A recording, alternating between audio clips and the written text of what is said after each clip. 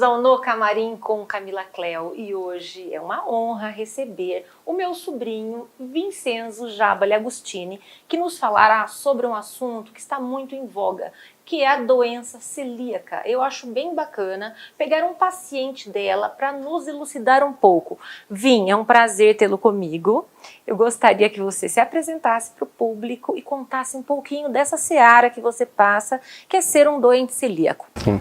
Prazer, meu nome é Vincenzo e eu vim aqui explicar um pouco mais sobre a doença celíaca, que eu acho que é uma doença muito pouco conhecida por muitas poucas pessoas, por médicos inclusive, e eu acho que é bem importante estar sempre atento para isso, né? Então, a doença celíaca ela é um distúrbio genético. O que significa isso? Ela é passada de pessoa para pessoa. Então, se eu tenho, necessariamente o meu pai ou minha mãe tem que ter o gene da doença, não necessariamente a doença, mas o gene para isso. E nesse distúrbio genético ocorre uma reação autoimune no nosso corpo. Nessa reação, a gente, quando ingerimos o glúten, a gente enxerga ele como se ele fosse uma bactéria invasora ou um vírus invasor, e o corpo ele se ataca como forma de defesa. Então, lá no intestino, as nossas vilosidades, que são como se fossem uns dedinhos que são responsáveis pela absorção dos nutrientes, essas velocidades são desgastadas. E isso compromete a absorção dos nutrientes. Então já dá para perceber que um dos principais sintomas de um paciente celíaco é a deficiência nutricional, tá? Outros sintomas que você pode encontrar num paciente celíaco que são mais clássicos, você não precisa ter todos, pode ter pode ser assintomático, até mesmo tem alguns casos que são mínimos, mas tem casos assintomáticos, você pode encontrar perda de peso, anemia, osteoporose, esses dois justamente pela deficiência nutricional. Uma dor de barriga que não dá muito para explicar, sabe de onde que vem essa dor, mas é uma dor muito forte. Náusea, vômito, diarreia, esses são os mais clássicos. Se não... Inclusive nas articulações, né, Vitor? Sim, eu tava lendo. exatamente. Fígado também, gente. Sim. E se não for tratado, ela vai atacando também outras partes do corpo, pode influenciar no desenvolvimento de outras doenças autoimunes, como diabetes, enfim. Várias outras doenças podem ser intensificadas por ter a doença celíaca, que também é uma doença autoimune, né? Mas vem cá, como é que você descobriu isso? Então, lá pela metade de 2020, mais ou menos, metade pro final, eu tive alguns episódios, muito espaçados. Então, por exemplo, algum poderia ser em tipo agosto, outro poderia ser lá no final de setembro. E nesses episódios eu sentia uma dor muito, muito forte na barriga. Às vezes durava tipo 12 horas, passando mal, dava náusea, vontade de vomitar, se tentava vomitar, caía a pressão, parecia que ia desmaiar, enfim, tem que ficar parado 12 horas, deitado na cama. E lá pela terceira ou quarta vez que isso aconteceu, eu percebi que eu deveria ter algum problema meio sério, né? E daí eu comecei a procurar médicos para falar sobre isso. E eu percebi que poderia ser alguma coisa relacionada ao glúten, porque todas as vezes foi algum alimento que eu tinha ingerido com trigo ou com aveia. Eu pensei, pode ser alguma coisa relacionada. Fui em vários médicos, não achava o diagnóstico para isso, ficava indo para vários, ninguém levava para uma solução final, até que um médico me indicou fazer um exame de sangue relacionado ao glúten e viu que eu tinha alguns anticorpos que se relacionavam ao glúten. Então aí eu pude direcionar mais os exames que eu fazia para alguma coisa relacionada à doença celíaca. Minha médica então ela indicou que eu fizesse um outro exame de sangue, esse genético, que meu pai teria que ter o gene e minha mãe teria que ter o gene. Fiz esse exame genético, deu positivo, e depois fiz uma biópsia do intestino e deu que minhas velocidades estavam totalmente desgastadas. Gente, vocês acreditam que o maior índice de celíacos é no norte europeu? Não sei como é que veio cair aqui na nossa família, né, Vi? Mas o que acontece também é que 1% da população sabe ser celíaco. Outros realmente são... Exatamente. Eles não têm as peculiaridades, Sim. Mas então eles estão com as mãozinhas ali do intestino desgastadas Sim, também? Então, e não tem sintomas? Assintomáticos? Eles têm, só que eles não têm sintomas, eles não vão sentir essa dor na barriga, eles não vão sentir a náusea, o vômito, e aí eles não vão pensar nem numa doença celíaca. Isso você observaria até pelos exames de sangue, você veria que está uma deficiência nutricional, e daí você veria esses assintomáticos. E o que é interessante por ter muito pouca pessoa, como você falou, 1%, é porque ocorreu ao tempo uma seleção natural. O que é isso? As pessoas não sabiam o que era o tratamento, não sabiam que se tirasse o glúten você iria tratar a doença, e muitos morreram. Por isso que tem 1%.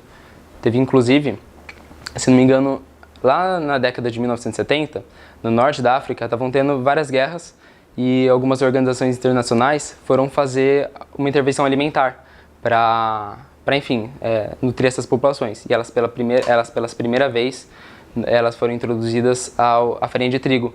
E antes elas eram acostumadas a comer legumes, frutas, carnes, ovos, leite. E 6% dessa população foi dizimada.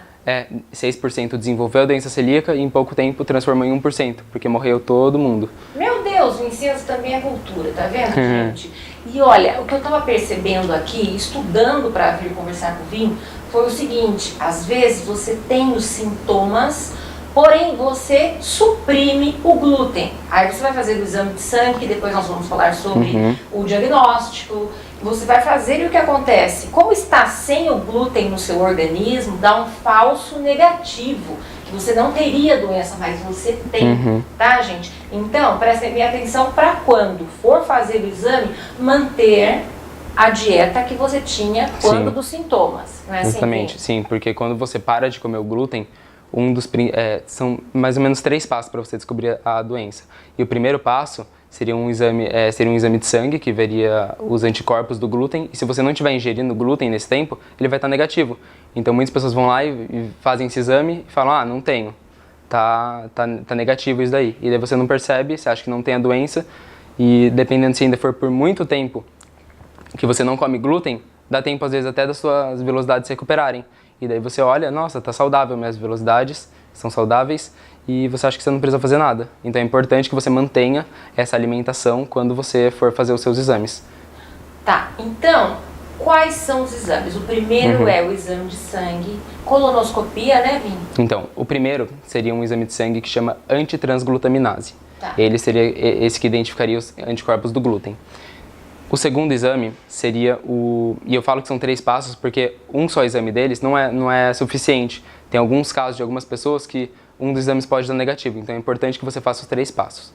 No segundo passo seria fazer um exame genético, que indica se você tem os marcadores genéticos da doença. Que do seria pai e da mãe, que viria o gene, né? Sim. Aí ele seria o HLA-DQ2 e o HLA-DQ8, para você ver se tem um desses 2 genes. E esse daí também não é suficiente fazer, porque tem lugares, principalmente na Europa, que 30% da população aproximadamente tem esse gene. Então, 30% não tem a doença celíaca especificamente, mas tem o gene. Por isso não é só suficiente fazer ele. E o terceiro exame que faria seria a biópsia do intestino delgado. Aí você veria com o seu médico, mas é uma parte mais específica do começo do intestino delgado, para ver lá certinho se as velocidades estão saudáveis no começo. Tendo esses 3 exames, você teria o diagnóstico, e daí lá vai classificar. Se o seu intestino, as velocidades estão no nível, vai de March 1 até March 3C. March 1 seria o mais saudável e March 3C o mais destruído, o mais desgastado. E daí você vai saber a intensidade de destruição para daí ter o diagnóstico. É um verdadeiro mapeamento, vocês vão descobrir em casa, né, gente? Mas em estando as microvilosidades do intestino delgado muito danificadas, como é que se procede, Vim? Eu trouxe um paciente, né? Porque ele não está com essa, né, Vim? Você já há bastante tempo. Eu tô há mais ou menos 1 ano e uns 2 meses, por aí. Ainda não é totalmente o tempo de recuperação, mas já deu para recuperar provavelmente as velocidades. Ainda não fiz o exame de novo para saber como que estão, mas com certeza os sintomas já foram parando, então imagino que já esteja normal. Mas quando as velocidades estão lá no limite, mais desgastadas, aí que você pode principalmente sentir os sintomas. Eu provavelmente tive minha vida inteira esse problema, e agora que chegou nesse nível que eu comecei a sentir os sintomas. Agora que chegou no maior grau de desgaste, eu comecei a sentir os sintomas. Então poderia muito bem ter a minha vida inteira. Tanto que eu lembro alguns episódios quando eu era menor, voltando da escola, enfim, e sentia sempre uma dor de barriga, nunca sabia o que era sempre muito recorrente, não na intensidade que é hoje, mas isso já indica que eu tinha há um tempo atrás, a gente nunca soube o que era também. Um problema que eu tenho e que eu acho que está relacionado, que eu não sei se são na maioria dos casos, mas com base nas consultas que eu fiz, em alguns artigos que eu li, quando o intestino está lá mais desgastado, quando você não está tratando, você tem mais suscetibilidade para desenvolver outras intolerâncias alimentares. Então, por exemplo, eu hoje não consigo comer, além do glúten que eu não posso nunca mais, ovo eu não consigo, nem aveia, nem banana e nem tâmara, por essas intolerâncias que eu desenvolvi. Tâmara, gente? Tâmara. Quer dizer, Tipo, não consigo sim, comer. justamente porque era um alimento que eu comi na época que eu estava mais instável. Eu estava comendo tâmara naquela época e acredito que por isso eu tenha desenvolvido. Eu não sei se essas intolerâncias, elas com o tempo vão diminuir, vão acabar. Por enquanto não deram sinais de que vão acabar, porque eu sempre passo mal quando eu como esses alimentos, mas alguns médicos falaram que pode muito bem regredir isso, só ser um caso de recuperação mesmo, e volta tudo normal com o tempo. Mas de repente, gente, não é ojeriza que a gente pega em comer por um período muito grande de determinado alimento e não que danifique o seu intestino delgado? De repente é isso, né? Vocês não têm em casa uma ojeriza, uma coisa que comeu por muito tempo? De repente é isso, né? Sim. Porque senão diminuiria muito a sua dieta, né? Restringiu bastante no começo, e o passo mais complicado disso é você saber de onde você está passando mal. Porque eu sempre comi ovo, então até eu descobrir que foi ovo, foram meses passando muito mal. Tipo, todos os dias da semana, passando mal por 10 horas, deitado o dia inteiro, para descobrir. Esse eu acho que é o trabalho mais difícil de você saber o que está te fazendo mal. E no meu caso eu ainda falo que eu tenho até um pouco de tolerância no que se refere ao glúten. Porque tem uma coisa que chama contaminação cruzada. Isso! Então, olha, por que nos invólucros dos produtos está escrito pode conter glúten? Porque uma indústria alimentícia, gente, ela não processa apenas material alimentício para celíacos, exato, não é verdade? Sim. Pelo contrário, celíaco é uma pequena parcela, não é? Então, quando tem uma cruzada, explica alguma coisa para o público aí de casa. A contaminação cruzada é quando você tem um alimento que naturalmente não contém glúten e ele é contaminado ou pela proximidade ou porque usou um utensílio para mexer nesse alimento que foi utilizado anteriormente em um alimento que tinha glúten. Então, um alimento que não tem glúten é contaminado por um outro que tem glúten. E o que acontece hoje? Muitos dos produtos são feitos na mesma máquina, na mesma indústria. Então, você vai ver vários salgadinhos, por exemplo, de supermercado. Muitos não têm farinha de trigo na composição, não tem nenhum grão que contenha glúten. Mas aí você vai olhar, na composição está escrito pode conter glúten ou contém glúten. E esse eu falo que é uma das maiores dificuldades, né, de um celíaco, porque primeiro que restringe muito o que você pode comprar no supermercado, são poucos produtos que são feitos especificamente para celíacos, e quando você vai num restaurante acontece a mesma coisa. Se você vai comer uma carne, um arroz e um feijão que não tem glúten, pode conter glúten porque no restaurante oferecem outras opções de comida, então por isso restringe mais ainda. Inclusive, até um fato isolado, tenho outra sobrinha também celíaca, amiga do Vim, que eles comentavam muito sobre isso, que um dia ela foi na casa da avó dela e a avó pediu para ela ajudá-la numa massa de nhoque. Ela falou, vó, eu sou celíaca, eu não posso. Ah, que besteira, você não vai ingerir, você não vai comer, você só vai amassar ali, né, a batata e a farinha de trigo. Essa menina inchou inteirinha, as articulações dela também, ela ficou acamada. Gente, presta atenção em casa, é um problema muito sério. Mas então, gente, vocês aí de casa devem estar se perguntando, mas o que é o glúten na realidade para dar tantos problemas assim? Vim, explica pro pessoal em casa. O glúten, ele é uma proteína que está presente no trigo, no centeio, na cevada. Nesses três alimentos, ele é só uma das proteínas que compõem eles. E se você for pensar nesses alimentos, nos alimentos que contenham esse trigo, cevada e centeio, eles são presentes no dia a dia de quase todas as pessoas. No pão, na torrada, em bolo, em torta, nas massas, em grande parte dos produtos supermercados. E qual que é o problema dessa proteína? Ela é uma proteína inflamatória para qualquer pessoa que ingira ela e ela não é digerida completamente por ninguém. Então, por isso você vê até algumas pessoas fazendo uma dieta sem glúten, às vezes sem nem muito saber o motivo que está fazendo, às vezes faz por moda, enfim. Mas acabam percebendo alguma melhora no dia a dia. Ou elas perceberam que elas desincharam, ou que uma alergia que elas tinham diminuiu, ou acabou, ou elas têm mais disposição no dia a dia, sono melhorou, enfim. Isso é justamente pelo aspecto inflamatório do glúten. E o real problema, no entanto, é para as pessoas que vão desenvolver a doença celíaca, no caso, que seriam as pessoas que não vão reagir bem a essa digestão do glúten. Então você pode pensar como se fosse uma batalha. Todo mundo vai passar por ela, a grande maioria vai ser vencedor, esses vencedores seriam os que não teriam grandes problemas com essa má digestão do glúten. E os perdedores vão ser os que vão desenvolver os problemas relacionados ao glúten, que podem ser ou a sensibilidade ao glúten, ou alergia ao glúten, ou a doença celíaca, que é o que eu tenho. Então no próximo bloco, gente, Vincenzo vai dirimir essas dúvidas. O que eu sou? Tenho só aversão ou tenho intolerância, ou realmente sou celíaco ou estou assintomático de repente. Até daqui a pouco. Queridos, e assim, nós voltamos do intervalo. Como eu havia dito para vocês, eu gostaria que o Vincenzo nos falasse um pouquinho sobre a diferença de quem tem alguma intolerânciazinha, mas está com o organismo em dia, ou e tem, acho que uma seara grande, né, muitos caminhos para chegar até a doença celíaca. Qual a diferença, Vim? Então, como a gente estava falando, o intestino, na parte que você está mais desgastado, você pode desenvolver outras intolerâncias. Então, se uma pessoa está com o intestino lá com as velocidades para baixo, você também vai virar intolerante à lactose, por exemplo. Por quê? Seu médico explicava, seus médicos? Porque, por exemplo, tem várias camadas dessas velocidades e a partir de tal determinada camada é responsável por determinada absorção de tal nutriente. Então, a pessoa não consegue... A pessoa fica intolerante por causa da lactase, porque não consegue absorver, enfim, e começa a ficar comprometida a digestão do leite adequada.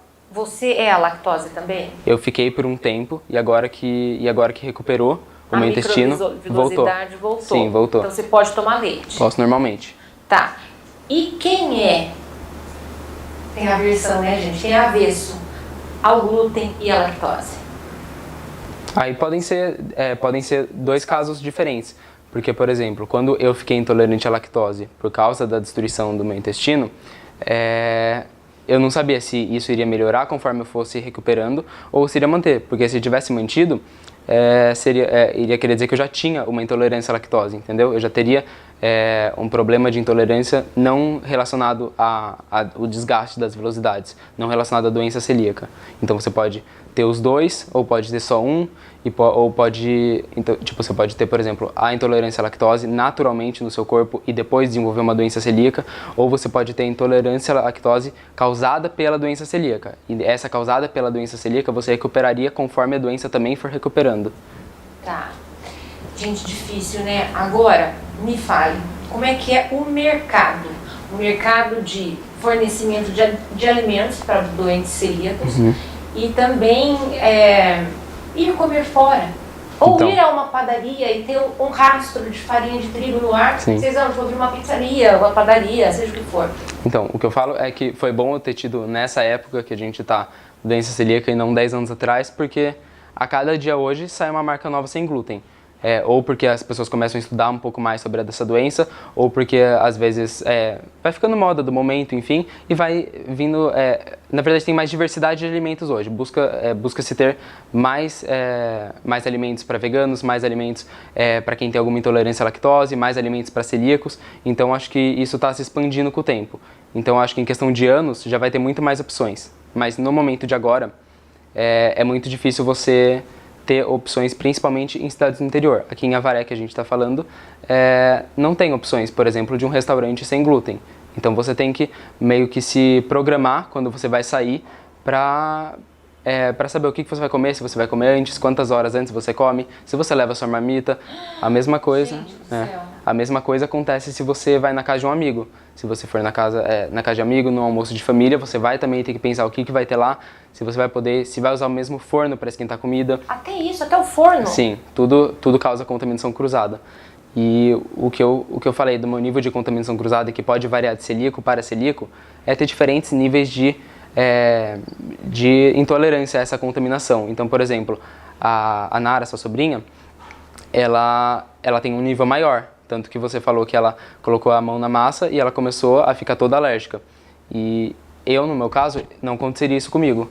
Eu várias vezes como as pessoas, enfim, em situações mais restritas, não no dia a dia, as pessoas comem pão na minha frente, eu falo, não se preocupa, comem pizza na minha frente, não se preocupa. Isso, claro, no dia a dia faria mal. Eu poderia até, mesmo tendo uma tolerância maior...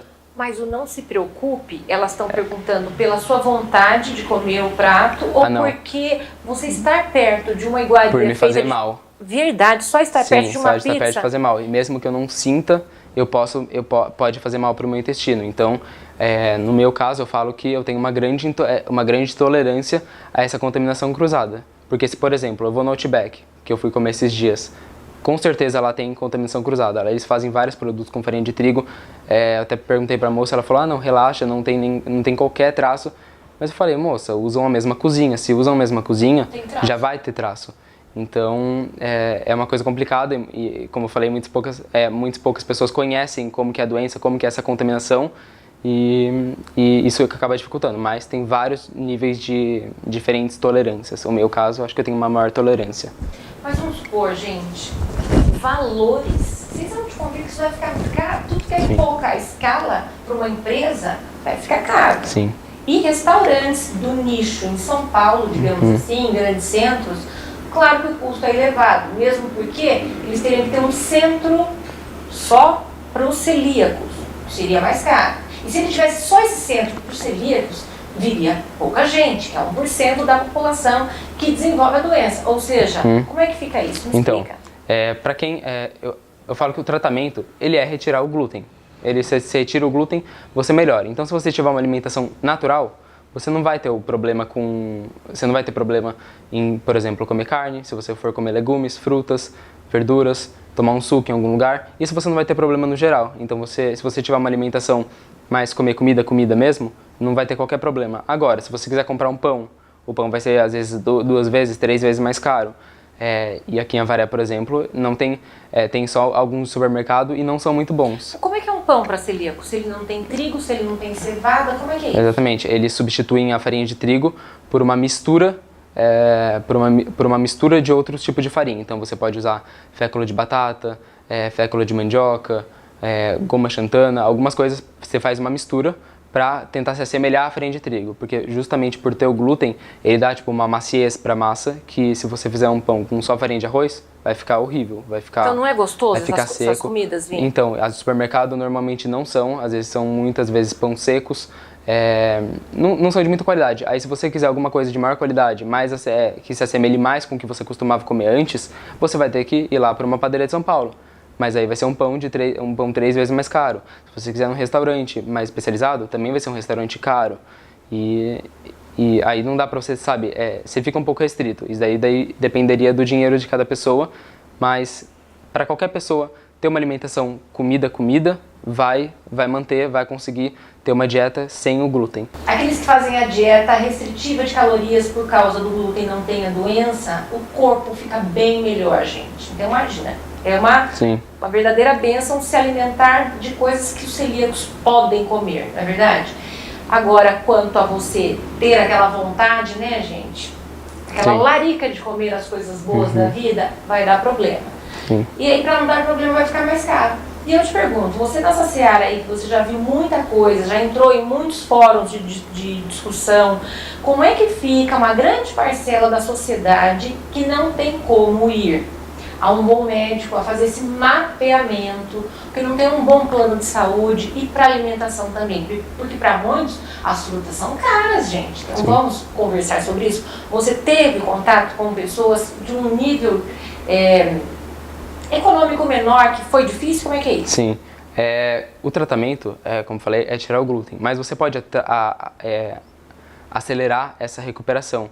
Então, eu, por exemplo, tomei suplementos por vários meses, tomo até hoje. Mas esses suplementos são caros? Então, são muito caros e não são acessíveis para todas as pessoas. O mesmo também da padaria sem glúten de São Paulo, o mesmo do restaurante sem glúten de São Paulo. Uma pessoa que não tiver muito dinheiro para uma alimentação sem glúten, ela vai conseguir ainda recuperar, vai demorar mais tempo, e ela vai também conseguir ter uma dieta sem glúten, mas vai ser uma dieta muito mais restrita. E isso vai dificultando, porque até os exames que você faz para descobrir o glúten, o exame genético, por exemplo, são exames caros se você não tem um plano de saúde, é ainda muito inacessível.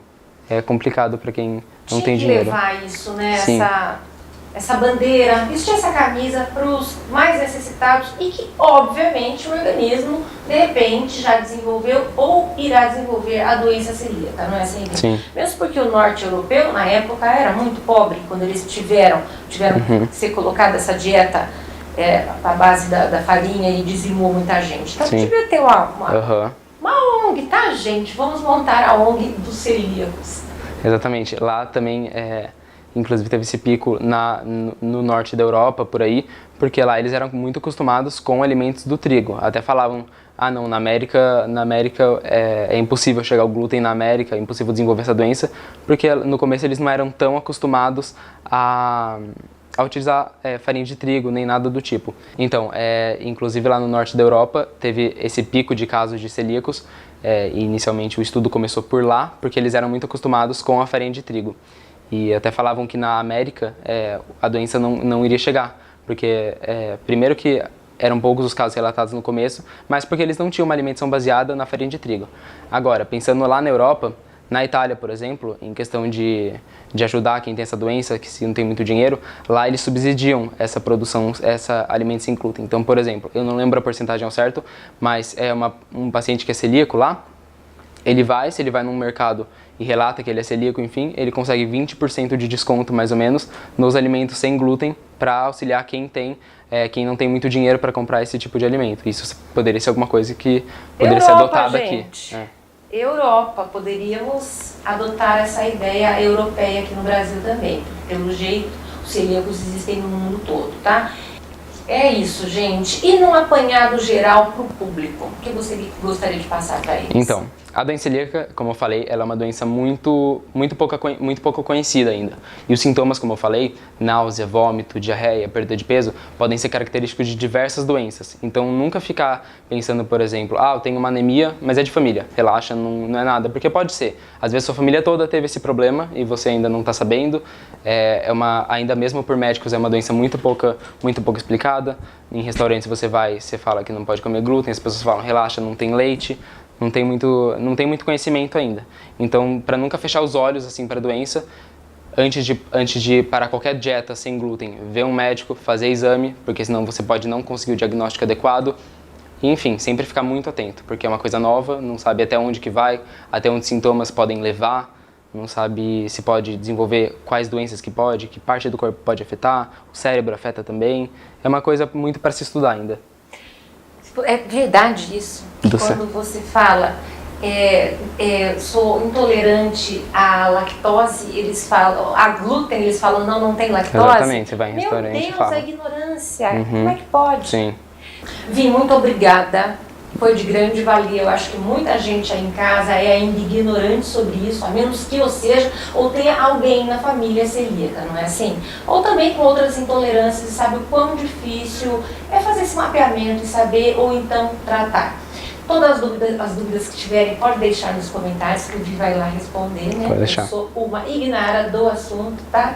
E é isso aí, meus amores. Um grande abraço aqui pro nosso local, pro Maracá Café com Flores, que você recebe sempre muito bem, muito obrigada. E vocês aí de casa, um forte abraço, fiquem todos com Deus e até o próximo programa. Tchau!